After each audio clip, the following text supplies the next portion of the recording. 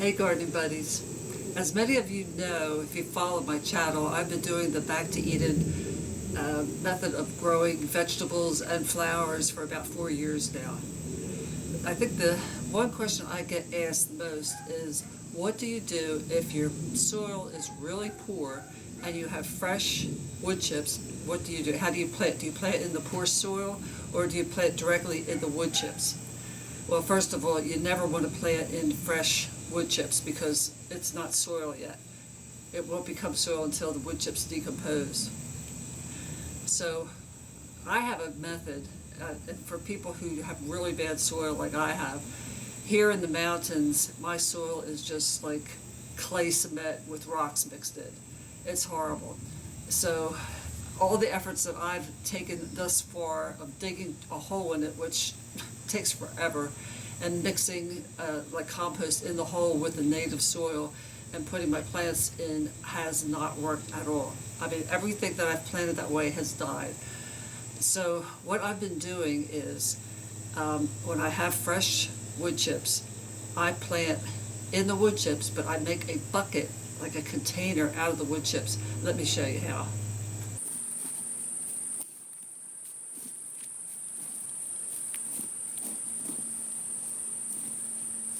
The hole that I'm digging is going to be at least 3 or 4 times as big as the pot that the plant came in. That means I'm going to put enough soil in there that it'll take the plant growing 3 times as big as it is right now before it outreaches the soil and goes into the decomposing wood chips. So you see what I've done is I've dug that hole, and now I'm going to get compost and fill the hole with compost.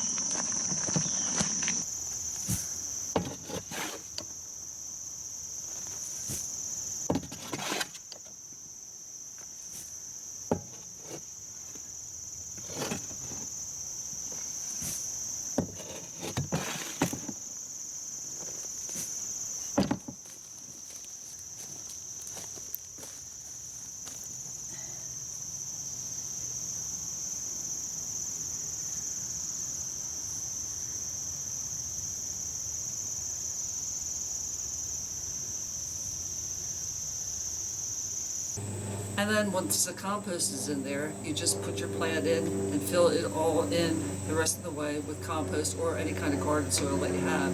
Sometimes I use a garden soil that I purchased from Home Depot. It's like $1.57. It's really cheap, and it really doesn't tell what the ingredients are, so I don't use it in my vegetable garden, but I do use it for my perennial flower gardens.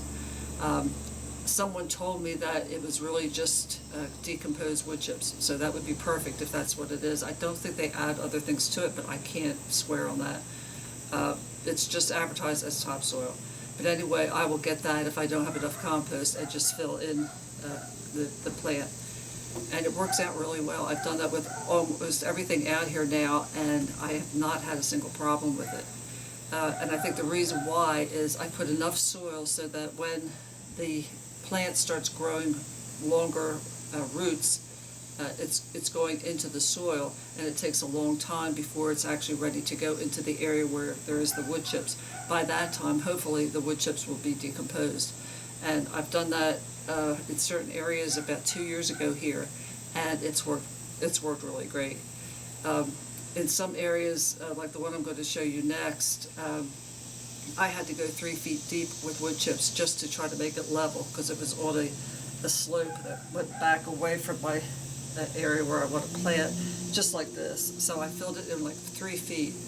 It'll take a real long time for those chips to break down. But the only other alternative would be for me to wait 2 or 3 years for the chips to break down, and I'm too impatient for that. I have to have my plants in the ground. So this is the area that I just finished planting, and it's about probably 50 feet long. If I had brought dirt in, it would have cost a fortune. And in certain areas, the wood chips are 3 feet deep, because on the other side, I don't think you could tell from this angle, but there's quite a drop behind that last tree. So I put in some really pretty panicle hydrangea and hostas, ferns, mums, and some Jacob's ladder. It's kind of like my green and white garden, and with a little touch of yellow when the mums come out. I can't wait to see what it's going to look like when it matures. So I hope this was helpful to some people who just had a hummingbird fly through here. I hope this was helpful for you. If you have any other questions, be free to ask me. I've been doing this for 4 years, and I feel like I've been pretty successful at it. Anyway, hope you have a great day, and thanks for your support. God bless.